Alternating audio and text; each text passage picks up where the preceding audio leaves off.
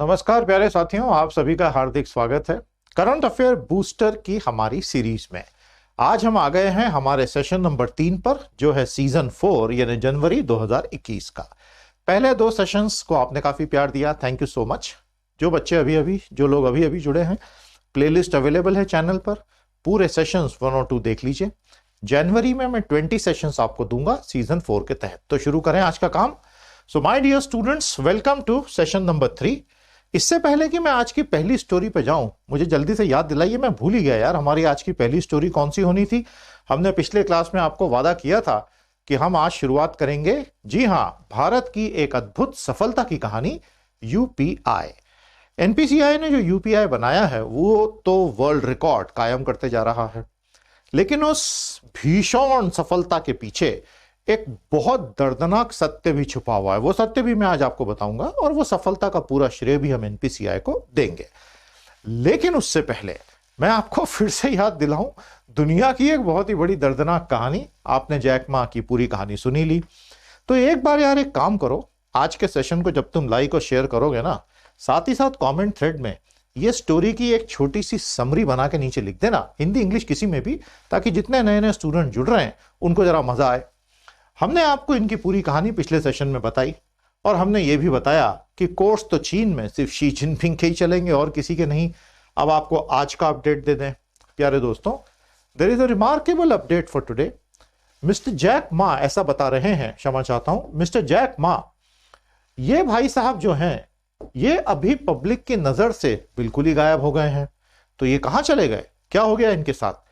ये आज की खबर है इकोनॉमिक टाइम्स की। मैंने उनके ट्वीट का ही स्नैपशॉट यहां पर लगा दिया है कि पिछले कई हफ्तों से भाई साहब कहीं पब्लिक में दिखाई नहीं दिए हैं।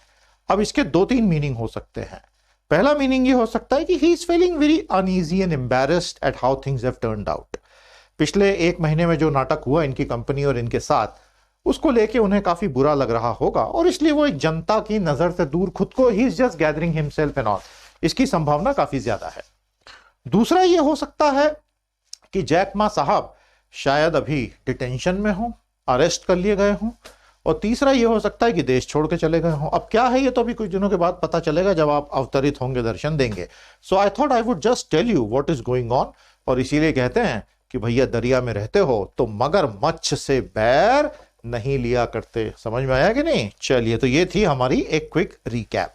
इस तरह हम स्टोरीज को जोड़ते चलेंगे। प्यारे दोस्तों, हमारे साथ आप जुड़ सकते हैं। हमारे प्रीमियम सेशंस बहुत शानदार चल रहे हैं यूट्यूब पर ही, जो 11 जनवरी से हमारी साइट पर ही हो जाएगा सब कुछ। फिलहाल यूट्यूब पर आप लेवल 1 और लेवल 2 के प्रीमियम प्रोग्राम्स ज्वाइन कर सकते हैं। हर स्टूडेंट, हर प्रोफेशनल के लिए यह जबरदस्त एक शानदार पेशकश है। लेवल 1 में हम आपको महीने में 20 सेशंस देते हैं प्रीमियम के। ऑलरेडी 145 सेशन हो चुके हैं, तो आप आज ज्वाइन करेंगे तो आपको इतना सब पढ़ने के लिए मिलेगा। 45 मिनट का हर सेशन होता है, 45 से 60 मिनट का, एकदम top quality GK CA content for all exams and learning. और दूसरा लेवल 2, ऐसा तो कोई कोर्स ही नहीं है अभी, आप ज्वाइन करें। हर संडे हम आपको 10 एडिटोरियल्स के एनालिसिस देते हैं। अभी तक इसमें 29 सेशंस हो चुके हैं, तो लगभग 300 एडिटोरियल्स का एनालिसिस रेडी है पढ़ने के लिए। ज्वाइन का बटन यूट्यूब में आपको दिख रहा है और कुछ दिनों के बाद ये सब हमारी ही साइट pteducation.com पे शिफ्ट हो जाएगा, तो उसके बाद आप वहां पे ज्वाइन कीजिएगा। वहां तो और ज्यादा बेहतर तरीके से हम देंगे। Hope to have a love and support. जितने भी प्रीमियम के हमारे बच्चे हैं, जरा एक बार कमेंट थ्रेड में दूसरों को मोटिवेट करो या ज्वाइन करने के लिए। तो आज की हमारी बड़ी कहानी है यूपीआई। प्यारे दोस्तों, यूपीआई की जो कहानी है ये हमारा स्वदेशी डिजिटल पेमेंट सिस्टम है। आज से 15 साल पहले जब रिजर्व बैंक ऑफ इंडिया को, गवर्नमेंट ऑफ इंडिया को और भारत के टॉप बैंक्स को यह समझ में आने लगा कि भाई भविष्य में डिजिटल पेमेंट्स एक वास्तविक चीज हो जाएगी। अब हमने तो वो सारा समय जिया है और हम जानते हैं कि उस वक्त डिजिटल पेमेंट कर पाना बहुत बड़ी बात हो जाती थी। केवल इंटरनेशनल प्लेटफॉर्म्स होते थे।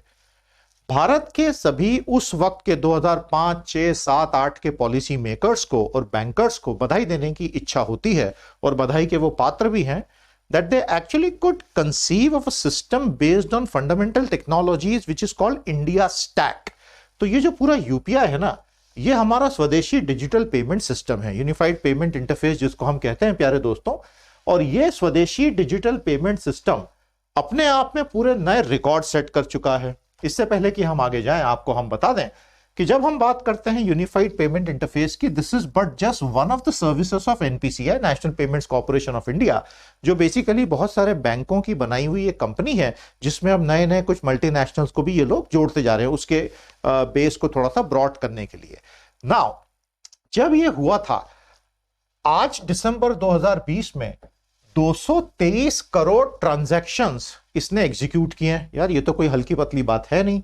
तो भारत के लोगों ने यूपीआई पर 223 करोड़ बार पैसे का लेन देन किया है सिर्फ दिसंबर के 31 दिनों में, और उसकी वैल्यू थी 4,16,000 करोड़ रुपए। ये आज से 10 साल पहले कोई सोच भी नहीं सकता था। यूपीआई जब 2016 में चालू हुआ था, उसके पहले एनपीसीआई ने दूसरी बहुत सारी तैयारियां 10 सालों तक की थी। तब 2016 में शुरू होने के बाद अक्टूबर 2019 में पहली बार इसने 1 billion transactions per month cross किए थे। देखिए यहां मेरे लिए बोलना आसान है, आपके लिए नोट्स बनाना, नोट्स वोट्स बना रहे हो ना सारे, और पीडीएफ डाउनलोड कर रहे हो ना, लिंक में सब दिया है, और करंट अफेयर की हमारी साइट पर इसके साथ साथ क्विज पीडीएफ सब मिलता है। रोजाना विजिट करें ca.pteducation.com, 365 कंटेंट का पेज अप टू डेट है, यूज करें। जब ये 1 बिलियन ट्रांजैक्शंस की हम बात करते हैं तो मैं I speak of it as if it's the standard norm across the world, लेकिन 100 करोड़ ट्रांजैक्शंस करवा पाना, कितना बड़ा डिजिटल इंफ्रास्ट्रक्चर, सिक्योरिटी इंफ्रास्ट्रक्चर चाहिए, हम कल्पना भी नहीं कर सकते, क्योंकि हम तो यूजर हैं। हमारे लिए use is convenience of use is everything. तो बधाई हो, कमेंट थ्रेड में एक बार लिख दीजिएगा एनपीसीआई यूपीआई जिंदाबाद, और उसके आगे लिख देना संदीप सर जिंदाबाद, कंपलसरी है। Now my dear student, digital payments are here to stay and the biggest headache for NPCI today is to ensure no monopolisation. मैं अभी इस पर आ रहा हूं। ये बहुत बड़ी इनकी विफलता हो गई है। क्या होता है, कई बार सफलता में विफलता के बीज आ जाते हैं, क्योंकि दुनिया आपके कंट्रोल में नहीं है। बहुत सारी ऐसी ग्राउंड रियलिटीज होती हैं which are beyond your control. You can make a digital payment system but you can not really control which players end up dominating it, because the players have to put in their own money. आ रहा हूं मैं 1 minute में उसके ऊपर। और आज केवल 3 प्लेयर के हाथ में यूपीआई का 90% बिजनेस आ गया। वो तीनों के नाम भी आपको पता ही है, हमें बता दीजिए जल्दी से। तो पहले जब हम एनपीसीआई यूपीआई को बधाई दे रहे हैं, तो साथ ही साथ आपको फिर बता दें, ये सारी चीजें एनपीआई ने पिछले 10 सालों में तैयार की। बहुत शानदार काम किया, there is absolutely no doubt. और दुनिया में डंका बज रहा है भैया हिंदुस्तान का एनपीसीआई की वजह से। लेकिन वही हुआ फाइनली जिसका डर था।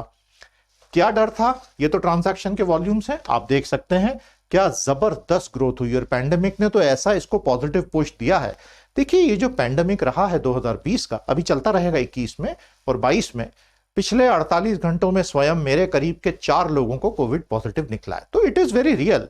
मेरे ऑफिस के कलीग के घर में 2 लोग हो गए, तो वो कलीग भी हमारे क्वारंटीन में जा चुके हैं, आइसोलेशन में, और मेरी इमीडिएट नेक्स्ट फैमिली में 2 लोगों को निकला है। तो ये तो हो रहा है, हालांकि सब कंट्रोल में है, दवाइयां चल रही हैं, nobody is panicking, which is what we should be doing.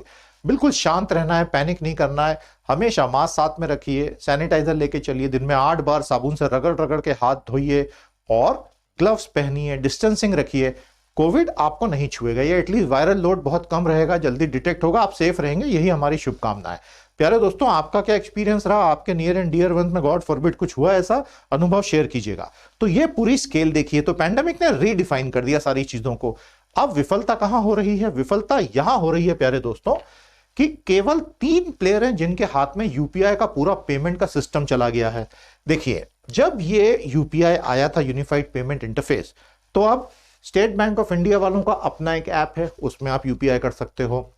तो ये सारे बैंकों के हो गए, public sector banks, private sector banks, financial institutions, companies वगैरह। फिर एक छोटी सी कैटेगरी बनाई गई थी थर्ड पार्टी एप्स।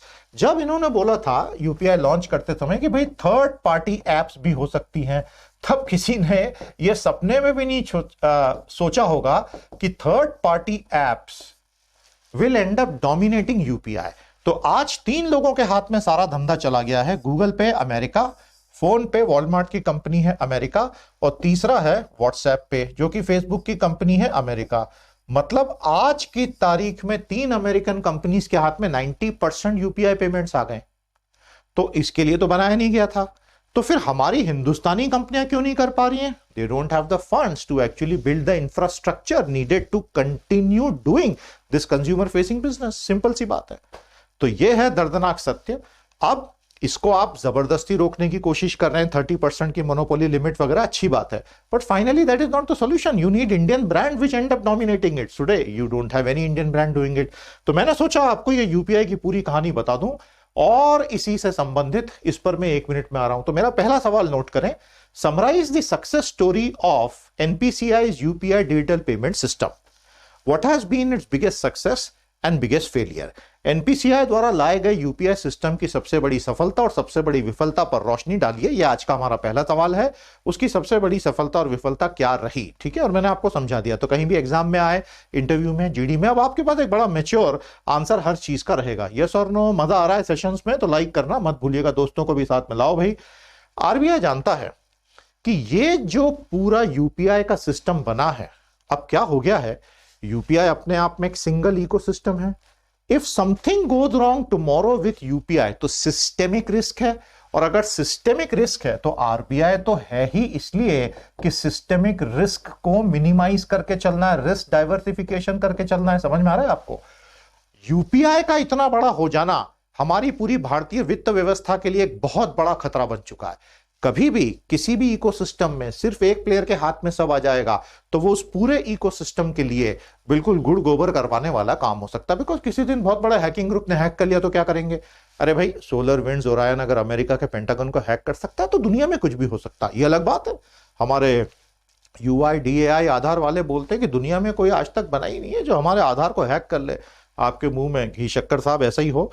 लेकिन anyone who ever says that my system is unhackable, well then he doesn't really know what computer systems and internet and network connected systems are. Everything can be hacked, everything, given enough time and resources. समझ रहे हैं ना. Computer वालों के चेहरे पे मुस्कान आ गई. कितने लोग हो भैया कंप्यूटर साइंस के. आरबीआई जानता है कि अब उसको बहुत क्लोज नजर रखनी पड़ेगी और इसलिए उसने पेमेंट्स इंडेक्स बना दिया, मतलब भुगतान सूचकांक. और आरबीआई तो यूपीआई का पैरेलल भी खड़ा करना चाहता है. उसने बहुत सारे प्राइवेट सेक्टर से एक्सप्रेशन ऑफ इंटरेस्ट भी बुलवाए थे कि यूपीआई का पैरेलल एक दूसरा सिस्टम भी बनाना है कि भाई एक डूब जाए तो दूसरा तो रहे. आपको याद है ना बीच में एक कंपनी के साथ में क्या हो गया था, शायद फोन पे के साथ में हुआ था, आईसीआईसीआई कुछ झगड़ा हुआ था, एक्सिस बैंक का क्या हुआ था बताइएगा मुझे कॉमेंट थ्रेड में. नाउ माय डियर स्टूडेंट्स, जो नया पेमेंट इंडेक्स आया है 100% एग्जाम में पूछा जाएगा. आरबीआई ये इतने सारे पैरामीटर से एक फॉर्मूला बना के इंडेक्स की ट्रैकिंग करेगा ये बताने के लिए कि भारत में डिजिटल पेमेंट्स का ओवरऑल परफॉर्मेंस कैसा चल रहा है.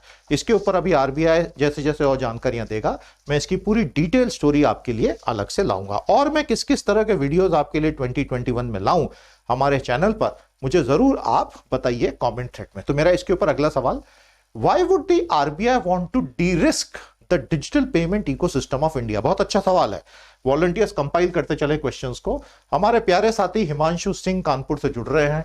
हिमांशु जी ट्रैकिंग कर रहे हैं, उनको बहुत मजा आ रहा है. हमारे साथ ऑलमोस्ट 7 सालों से जुड़े हुए हैं और बहुत प्यारी प्यारी बातें आपने लिखी हैं. थैंक यू हिमांशु, आपका प्यार बना रहे. सभी स्टूडेंट्स इस लिंक पर क्लिक करके हमारे लिए टेस्टिमोनियल लिखें, टीम को अच्छा लगेगा. गॉड ब्लेस यू हिमांशु, पढ़ते रहिए पढ़ते रहिए. प्यारे दोस्तों, किसानों के पूरे आंदोलन के साथ में 2 बड़ी कंपनियों का नाम अभिन्न रूप से जुड़ गया है. किसान संगठनों ने पहले दिन से आरोप लगाया है. आरोप सही है गलत है वो तो पूरा डिबेट का मुद्दा है ही. सरकार कहती कि ये सब गलत आरोप हैं, कंपनियां कहती गलत आरोप हैं. किसान संगठनों का पहले दिन से आरोप है कि ये सारे तीनों जो कानून बने हैं, पहला कानून जो बेसिकली प्राइवेट ट्रेडिंग अलाउ करता है, दूसरा कानून जो अनलिमिटेड होर्डिंग अलाउ करता है subject to certain very relax norm, और तीसरा कानून जो कॉन्ट्रैक्ट फार्मिंग को एक बड़ा ढांचा देता है. ये 3 कानून जो पैंडेमिक के दौरान सितंबर में पारित हुए, कानून बने ऑर्डिनेंस के बाद, इनके पीछे किसान संगठनों का आरोप है कि अंबानी का पूरा ग्रुप, रिलायंस और अडानी का पूरा ग्रुप शामिल है जिन्होंने कानून पारित करवाया. और उनकी लंबी चौड़ी कंपनियों की सूची भी आ गई है कि ये सब एग्रीकल्चर को डोमिनेट करना चाहते हैं. आज अंबानी ग्रुप ने यानी कि रिलायंस इंडस्ट्रीज ने ऑफिशियली अपना स्टेटमेंट जाहिर किया है, काफी बड़ी बात है, कि हम कॉर्पोरेट फार्मिंग बिजनेस में तो आना ही नहीं चाहते हैं. तो मुकेश अंबानी की कंपनी ने और जियो प्लेटफॉर्म्स ने, जो इनका टेलीकॉम विंग है, आज ये ऑफिशियली कह दिया है कि हमें अनुबंध खेती में तो आना ही नहीं है. तो अगर हम पे कोई भी आरोप लगा रहा है कि हम कॉन्ट्रैक्ट फार्मिंग में आ रहे हैं तो वो आरोप ही बेबुनियाद है. आप हमारे जियो के टेलीकॉम टावर्स को तोड़ना, नुकसान पहुंचाना बंद कर दीजिए. पैरेलल में ट्विटर के ऊपर एक काफी लंबा चौड़ा ट्रेंड आज चला है, रिलायंस विथ अन्नदाता, और इस पे काफी बड़े बड़े इन्फ्लुएंसर्स ने सब टाइप किया है। तो नेचुरली जो इनके विरोध में है उन्होंने इसका विरोध भी किया, प्रतिकार भी किया है। तो खबर यह है प्यारे दोस्तों कि पंजाब में, खासतौर पर पंजाब में, जियो के हजारों टेलीकॉम टावर्स को डिसफंक्शनल कर दिया गया पिछले कुछ हफ्तों में, और उसकी वजह से यह हुआ है कि ये एक नया टर्न जो कहानी में आया है, इन पर आरोप लगाते हुए डायरेक्टली इन कॉरपोरेट्स की इमेज को चोट पहुंच रही है। रूरल क्षेत्रों में जियो के टावर्स डाउन होने से हजारों लाखों सब्सक्राइबर्स धीरे धीरे जियो से पोर्ट कर गए हैं। वो आंकड़ा कई लोग बताते हैं 1 करोड़ से ज्यादा है पूरे भारत में। कितना है किसी को नहीं पता। कुछ लोग ये भी कह रहे हैं कि रिलायंस ने पोर्टिंग मतलब नंबर पोर्टेबिलिटी जो होती है, पोर्ट करनी बंद कर दिए नंबर्स। मुझे नहीं पता एक्चुअल सच्चाई अभी क्या है, आप कमेंट थ्रेड में कंफर्म कीजिए अगर आपने एक्सपीरियंस किया है।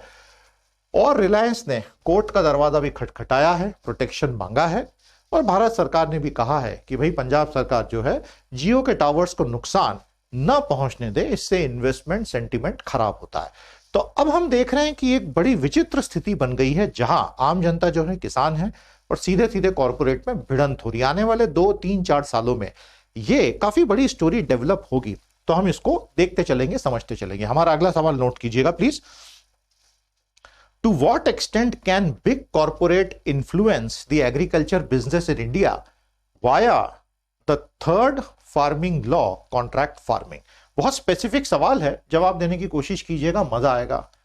तो आज की जो सबसे बड़ी कहानी है वो तो वैक्सीन की ही कहानी है, लेकिन बहुत सारी बड़ी कहानियों की तरह ये भी विवादों से मुक्त तो है नहीं। तो संडे को भारत में 2 वैक्सीन को अप्रूवल मिला, ऐसा ऑफिशियली सरकारी अधिकारियों ने प्रेस मीट लेके घोषणा की। लेकिन वो बड़ी मजेदार प्रेस मीट थी, उसमें सवाल ही नहीं होते। आजकल प्रेस मीट से नहीं होती हैं, और जो होती हैं उनमें सवाल ही अलाउड नहीं है, तो फिर वो प्रेस मीट कैसी? आप तो एक प्रेस नोट जारी कर दीजिए। खैर, अब जो है सो है।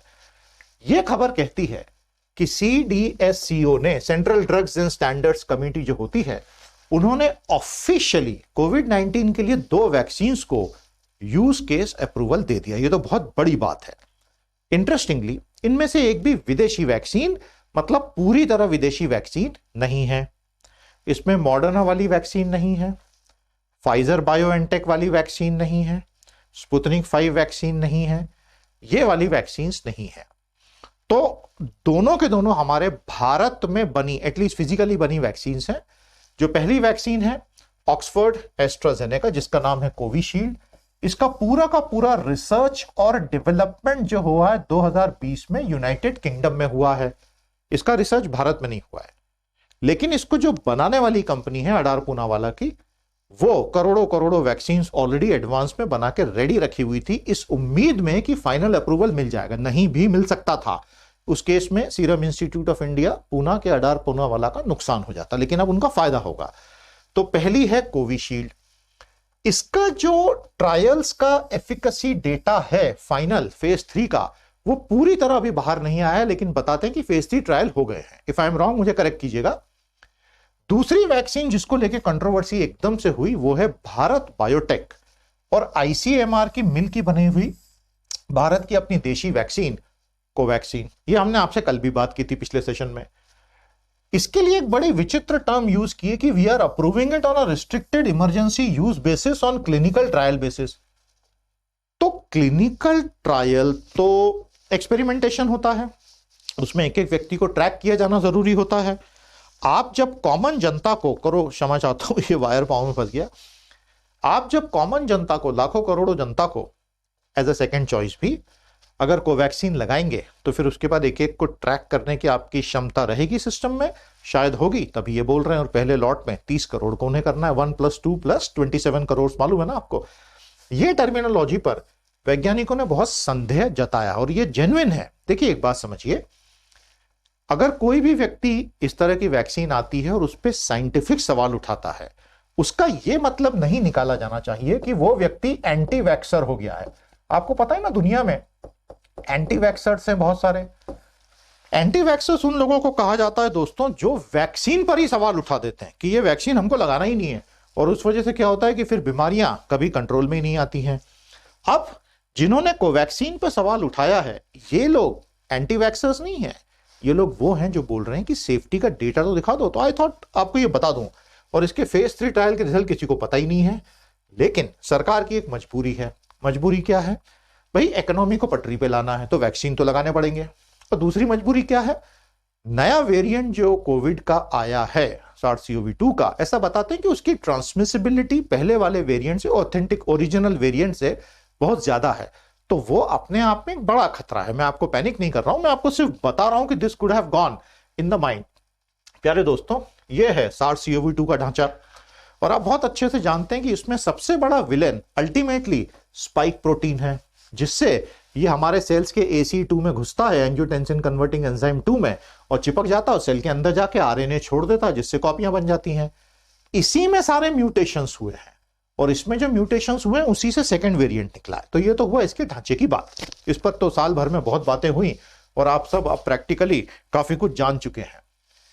ये भारत में अभी जो कंसिडरेशन में है सारी वैक्सीन्स आपके सामने हैं। भारत बायोटेक ICMR के कोवैक्सीन को ये इनएक्टिवेटेड SARS-CoV-2 आधारित टेक्नोलॉजी है।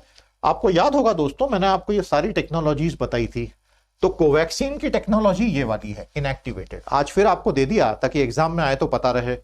और जब हम बात करते हैं कोविशील्ड की, सो this is the simian adenovirus vector technology. याद है आपको, बात की थी हमने उसके ऊपर। और बेसिकली ये 5 तरीकों से बन सकते हैं। तो जब हम बात करते हैं मॉडर्ना की और फाइजर बायोएनटेक की, तो वो ये वाली वैक्सीन्स हैं। समझ में आया ना आपको? So this is how the various vaccines have been developed. अब अगर आपको पूरी सूची चाहिए तो वो पूरी सूची ये रही। अभी 2 को अप्रूवल मिला है, तो आने वाले 6 महीने में भारत में 5 से 6 वैक्सीन्स आ जाएंगी, ये बिल्कुल तय है। और मुझे पूरी उम्मीद है कि कोवैक्सीन से संबंधित विवाद शायद धीरे धीरे सरकार साइंटिफिकली कंट्रोल कर ले। भाई सीधी सी बात है, आपको विवाद खत्म करना है तो इसका जो फेज 3 ट्रायल का एफिकेसी डेटा है वो पब्लिश कर दीजिए ना।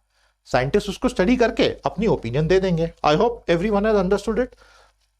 प्यारे दोस्तों, तो प्रधानमंत्री ने स्वयं बधाई दी कि भारत अब इस लड़ाई के लिए तैयार है और हम करोड़ों लोगों को ये वैक्सीन लगाकर इकोनॉमी को पटरी पर लाने की कोशिश करेंगे। कोवैक्सीन को लेके जो सबसे बढ़िया साइंटिफिक क्वेश्चन मुझे मिला वो डॉक्टर गगनदीप कांग का मिला है। काफी बड़ा नाम इनका पिछले 1 साल में बना है इस पूरी फील्ड में, ये वायरस और एपिडेमियोलॉजी की फील्ड में, जिसमें उन्होंने ये सवाल उठाए। इसको आप पढ़ लीजिएगा, आपको सारी बात 1 सेकंड में समझ में आ जाएगी। I hope this is totally clear. उसके अलावा बहुत सारे न्यूज आइटम्स अब आ रहे हैं और मैंने ये सब इसमें लगा दिए हैं फॉर द सिंसियर स्कॉलर्स। आराम से पढ़िए और चीजों को समझिए। तो हमारा अगला सवाल नोट करें।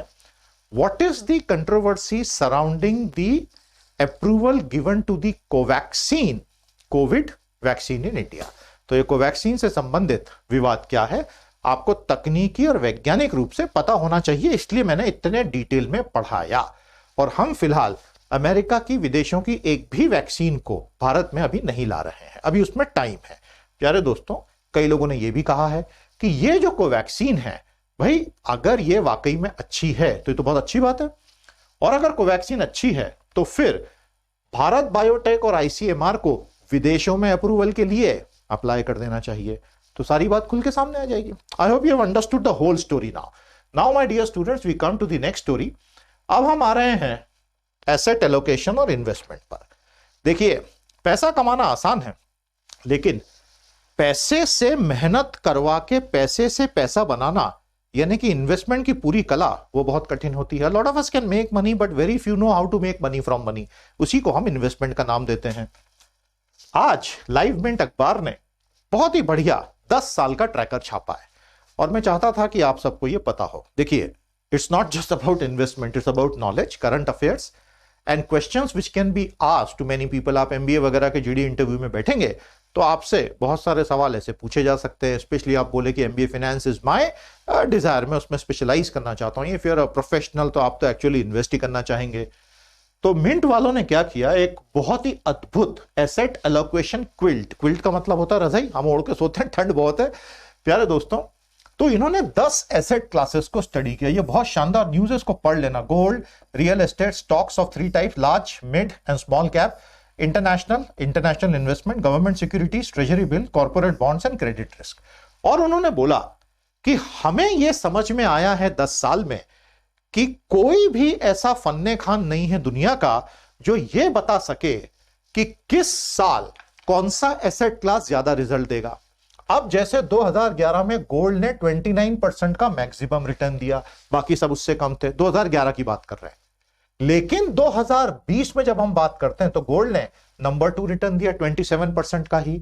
और 3 साल तो ऐसे रहे 2013, 14, 15 कि गोल्ड या तो -18 या जस्ट 2% रिटर्न देके गया, तो कोई कुछ कह ही नहीं सकता है। लेकिन अगर आप इस तरह से एसेट्स का मिक्स बनाते हैं तो ऑन द होल 10 से 12% का रिटर्न लेके आप जा सकते हैं हर साल, 20% तक का भी।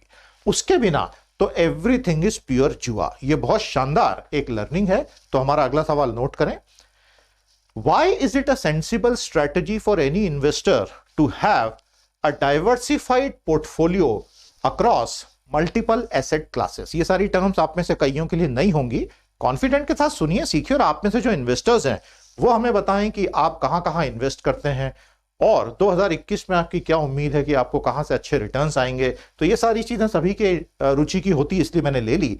लेकिन मैं आपको एक बहुत बड़ी बात बताऊं इससे पहले कि स्टोरी को कंप्लीट करूं, कोई भी इन्वेस्टमेंट का रिटर्न जब आप स्टडी करते हैं, अगर आप उसमें फाइनल टैक्सेशन को इंक्लूड नहीं कर रहे हैं तो कहानी अधूरी है। Remember, ultimately what you earn is post tax, it is not pre tax. तो long term capital gains tax, short term capital gains tax, income tax, ये सारी चीजें अगर आप समझते हुए निवेश करेंगे तभी जाके आपको फाइनली आपकी क्या इनकम हो रही है उसका अंदाजा आएगा। हमारा अगला सवाल नोट करें, what do we mean by capital gains tax. बताइएगा दोस्तों, आपके लिए एक ऐसी अद्भुत खबर मैं लेकर आया हूं कि बल्ले बल्ले हो जाएगी। प्यारे दोस्तों, दुनिया भर में अक्षय ऊर्जा पर बहुत मेहनत हो रही है। भारत ने इंटरनेशनल सोलर अलायंस बनाया, गुड़गांव में उसका हेड ऑफिस है। भारत पवन ऊर्जा में भी तेजी से आगे बढ़ रहा है। हमने 2030 के 2040 के बड़े बड़े कमिटमेंट्स भी किए और हम धीरे धीरे फुलफिल कर भी रहे हैं, अच्छी बात है। दुनिया समझ गई है कि भाई जलवायु परिवर्तन जो है it is a real problem, ये कोई इमेजिनरी प्रॉब्लम तो रहा नहीं, और इसलिए अब बहुत सारे इनोवेशंस हो रहे हैं। तो अब हम आपको एक इनोवेशन बताएंगे, आप देख के चकरा जाएंगे। दुनिया की सबसे बड़ी wind mill general electric company ने रॉटरडैम में ऑफशोर लगाई है। यह है उस विंड मिल का आकार। एम्पायर स्टेट बिल्डिंग वो रही और ये लंदन आई फेरिस व्हील है। ये इतनी बड़ी विंड मिल है कि वो एक तस्वीर में कैप्चर तक नहीं हो पाती है ढंग से। और अब यहां से आगे का रास्ता पवन ऊर्जा का ऐसा बताया जा रहा है कि भाई पवन ऊर्जा में जनरल इलेक्ट्रिक जैसी कंपनीज साइज का गेम खेलेंगी। जिस विंड मिल की मैंने अभी आपके साथ बात की, पवन चक्की की, वो एक wind mill 13 megawatt electricity produce कर सकती है। 13 मेगावाट तो 12,000 घर, मतलब एक छोटा मोटा शहर इस अकेली विंड मिल से चल जाएगा। तो दिस इज अ रेवोल्यूशन, मतलब अगले 10 साल में पूरी कहानी बदल सकती है दुनिया की। बहुत अच्छी बात है। इनका गोल यह है जनरल इलेक्ट्रिक कंपनी का कि समुद्रों में, सागरों में, बड़ी नदियों में ऐसी सैकड़ों सैकड़ों विंड मिल्स लगा दी जाए, क्योंकि वहां हवाएं लगातार चलती रहती है। तो इससे तो दुनिया में कोयले की, ऑयल की, गैस की, फॉसिल फ्यूल की आवश्यकता बहुत तेजी से कम हो सकती है। लेकिन यह रातों रात नहीं होगा, 10 से 20 साल। देखिए, मैंने आपसे पहले भी कहा है, by 2040 the world would be a very different place from what it is today. और यह बात आप आज नोट करके, तारीख डाल के, साइन करके रख लेना। तो दोस्तों, ये एक ऐसा इनोवेशन है जिसमें आज 95% विंड टर्बाइंस आर ऑनशोर, जमीन पे, और केवल 5% पानी में लगी हुई हैं। तो ये कह रहे हैं कि हम इसको रिवर्स कर देंगे समय के साथ। तो मेरा अगला सवाल नोट कीजिएगा, what are the top 5 changes coming in the field of energy over the next 10 years. अगले 10 सालों में ऊर्जा से संबंधित कौन से 5 बड़े परिवर्तन आने वाले हैं। ये हैं वो टॉप बॉसेस जो भारत का बजट तैयार कर रहे हैं। जनवरी फरवरी में इकोनॉमिक सर्वे आएगा, बजट आएगा, और उससे भी बड़ी एक और बहुत बड़ी चीज आने वाली है। बताइए क्या आएगा? 15 फाइनेंस कमीशन की फाइनल रिपोर्ट आने वाली है। सरकार ने अभी तक जारी नहीं की है, बजट के एक दिन पहले वो जारी होने वाली है। कुछ घंटे का समय पढ़ने का मिलेगा सब लोगों को, ऐसी चीजों के लिए महीनों लगते हैं पढ़ने में। वैसे 15 फाइनेंस कमीशन की एनके सिंह साहब की कमेटी की 5 साल की रिपोर्ट आने वाली है, 2021 से 26 तक की। उस पर काफी दबाव भी है कि किस तरह से संसाधनों का आवंटन होगा। यह है वो क्रैक टीम जो पूरा बजट बना रही है। तो मैंने अपने व्यूज इसमें लिख दिए हैं। आज की तारीख में कोई मुझसे पूछे कि बजट 2021-22 के सामने क्या चुनौतियां हैं। मतलब मैं अगर फाइनेंस मिनिस्टर होता तो कोई मुझसे पूछता क्या चुनौतियां हैं, तो मैं ये जवाब देता। तो ये सवाल आपसे भी पूछा ही जा सकता है। सारे पॉइंट क्लियरली लिख दिए गए, पढ़िए अच्छे से, कुछ समझिए। और अब आपको एक छोटा सा एक्सरसाइज देता हूं, इसको पढ़कर सरल भाषा में जरा कमेंट थ्रेड में समराइज कर दो, है ना। एक एक लाइन पढ़ के मुझे बताने की जरूरत ही नहीं है। So my dear student, this is the quick summary of the kind of challenges that the finance ministry is facing, finance minister is facing. और आने वाला समय इतना आसान नहीं होगा। अब मैं आपको थोड़ा सा एक फैक्ट बता देना चाहता हूं यहां पर। इस फैक्ट को थोड़ा समझिए कि डिफिकल्टी कहां है। देखिए दोस्तों, भारत में, मैंने पहले भी बताया लेकिन ये इंपॉर्टेंट है बजट के कंटेक्स्ट में, इसलिए बता रहा हूं, हम हमारी इकोनॉमिक ग्रोथ को क्वार्टरली मेजर करते हैं, तिमाही स्वरूप में, और उसमें होता है ईयर ऑन ईयर। ये सबको पता है ना, वेरी गुड। तो क्वार्टरली करें या मंथली करें, बात एक ही है, 3 महीने हो जाएंगे एक क्वार्टर के। अमेरिका में ऐसा नहीं होता, अमेरिका में ईयर ऑन ईयर नहीं होता, एक क्वार्टर का पिछले क्वार्टर से कंपैरिजन होता है। इसलिए कई लोग बेचारे गच्चा खा जाते हैं कंपैरिजन डायरेक्टली करने में अमेरिका और इंडिया के आंकड़ों का। खैर, भारत पर आते हैं। भारत के जीडीपी में प्यारे दोस्तों पिछले लगातार 36 महीनों में डीग्रोथ रही है, क्वार्टरली ईयर ऑन ईयर। ये काफी डेंजरस ट्रेंड है। मतलब पिछले 36 महीने में उसके पिछले साल के उसी महीने से कंपेयर करूं, कम ग्रोथ कम ग्रोथ कम ग्रोथ, तो this is a very substantial trend. And out of these 36 months, in the past 9 months there has been a contraction, a physical contraction. हमारी फाइनेंस मिनिस्ट्री के सामने इस पूरे ट्रेंड को रिवर्स करने की चुनौती है। ये इतना सरल नहीं होगा। हाँ, अब आप बहुत बड़ा फिस्कल स्टिमुलस अगर देना चाहते हैं तो बात अलग है, लेकिन सरकार ने रिजेक्ट कर दिया है। इतनी बड़ी पैंडेमिक क्राइसिस में भी total actual physical stimulus did not exceed more than 2.5 lakh crore, तो वो तो होना नहीं है। इसका मतलब कुछ इनोवेशन अब हमको देखने को मिल सकते हैं, या शायद नहीं भी, मुझे नहीं पता है, लेकिन जो भी होगा अब देखेंगे और समझेंगे। तो आई होप प्यारे दोस्तों आपको ये पूरा क्लियर हो गया, और ये सब आप जरा समराइज कर देना। कल की हमारी पहली स्टोरी होगी ये एक अविश्वसनीय कहानी है। अमेरिका में कुछ इतना भयानक हो रहा है इस वक्त जिसकी कल्पना आज से 4 साल पहले नहीं की जा सकती थी। तो ऐसा क्या भयानक हो रहा है, और ये प्यारे से व्यक्ति जो हैं, जो बेचारे कभी कुछ बोलते ही नहीं है, लाइमलाइट में ही नहीं है, इनको गोलियों से उड़ा देने की बात कर रहे हैं। अगर तुमने हमारी बोली बात नहीं की तो we will put you in front of a firing squad, देशद्रोह के लिए गोलियों से उड़ा देंगे। जी हां, वाइस प्रेसिडेंट पेंस की बात कर रहा हूं। This is the shocking story of American politics, और अगले 3 से 4 दिन में आर्य पार होने वाला है। तो हम इसकी बात करेंगे हमारी कल की क्लास में, which is a very interesting story to actually begin with. और डोनाल्ड ट्रंप एज यूजुअल आप जानते हैं, I am the best, make America great again, Modi great guy, Xi Jinping great guy. इन्होंने 6 जनवरी को वॉशिंगटन में अपने लाखों समर्थकों को बुलाया है कि यह पूरा चुनाव धांधलेबाजी था और मुझे प्रेसिडेंट बनना है, आ जाओ सब लोग। विश्वास हो रहा है आपको? नहीं हो रहा ना, हमको भी नहीं हो रहा है। बस यही होता है भैया। प्यारे दोस्तों, इसको हम कल कवर करेंगे।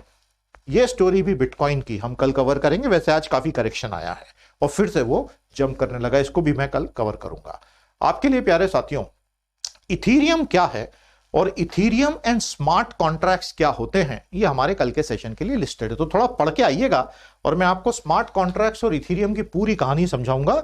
डिसेंट्रलाइज फाइनेंस, बेसिकली बहुत अच्छे कॉन्सेप्ट्स हैं। ये एक इंफोग्राफिक आपको पढ़ने के लिए दे रहा हूं कि दुनिया में वैक्सीन का क्या स्टेटस है, क्योंकि भारत में अब 2 वैक्सीन की कहानी शुरू हो गई। हमारे साथ आप प्रीमियम सेशन में जरूर जुड़ें, उसके जुड़ने की लिंक हमने यहां पे दी हुई है। और आप जो देख रहे हैं सेशन वीडियो देख रहे हैं, नीचे ज्वाइन का बटन भी है। 11 जनवरी से सब कुछ हमारी पीटी की खुद की साइट पर ही शिफ्ट हो जाएगा, तो आप वहां पर आ जाइएगा उसके बाद, और वहां से भी ज्वाइन कर सकते हैं। तब तक आप यहीं से ज्वाइन कर लें, हम आपको सीमलेसली ट्रांसफर भी कर देंगे। प्यारे दोस्तों, रसिक अहमद कश्मीर से जुड़े हैं। बहुत प्यार भरा टेस्टिमोनियल आपने पूरे पीटी परिवार के लिए भेजा है, आपको बहुत बहुत बधाई। पढ़ते रहिए, बढ़ते रहिए। और आप सभी लोग कश्मीर घूम के नहीं आए तो जाओ भाई, घूम कर आओ, आनंद लो, जन्नत धरती पर है। आज के हमारे 2 एडिटोरियल्स बहुत शानदार। पहला ये कि पैंडेमिक में पूरा लीगल सिस्टम वेबिनार बेस्ड हो गया है, ऑनलाइन चल रहे हैं सारे कोर्ट। तो हमारे जो ऑथर हैं अजीत बालकृष्णन, इनको तो मैं 25 सालों से पढ़ रहा हूं इनके आर्टिकल्स, वो कहते हैं कि शायद भारत में पहली बार उम्मीद जागी है कि हमारा जुडिशियल पेंडेंसी 0 हो सकता है। तो क्या वाकई ऐसा होगा? क्या वाकई ये अच्छा है सब कुछ इस तरह ऑनलाइन हो जाना, जहां एक वकील, डिफेंडेंट, प्लेंटिफ, एक्यूज, जज फिजिकली एक दूसरे के सामने नहीं है, बहुत अच्छे और बड़े मुद्दे हैं। आप में से जो लॉ स्टूडेंट्स हैं, आपके लिए तो this is going to be a big big issue for debate over the coming decade. इसको पढ़ लेना, अच्छे से समझ लेना। और how Biden can restore multilateralism, बहुपक्षीयता जो डोनाल्ड ट्रंप ने समाप्त कर दी एक तरह से, क्या जो बाइडेन उसको रिस्टोर करेंगे? भारत का इंटरेस्ट है अगर वो रिस्टोर करते हैं, यूनिलैटरल में भारत को नुकसान है। तो उम्मीद करता हूं दोस्तों आपको बहुत मजा आया आज के सेशन में। सेशन 3 सीजन 4 को अब हम यहीं विराम देंगे। फिर से आपसे कह दें, आपके सजेशंस का स्वागत है, कमेंट थ्रेड में बताते चलिए, टेस्टिमोनियल भरिए जो हमने आपको लिंक दी है। सेशन को लाइक और शेयर जरूर करें और हमारे साथ प्रीमियम सेशंस में आइए। और हमारी साइट पर ही 11 जनवरी से बहुत सारे कोर्सेस और बहुत सारी सर्विसेज एक्स्ट्रा और आ रही हैं। जुड़ते रहिए और आपके समर्थन से ही ये सारी सीरीज चलती है। And we welcome every single suggestion that you have. मेरी तरफ से आज इतना ही। नमस्कार, जय हिंद।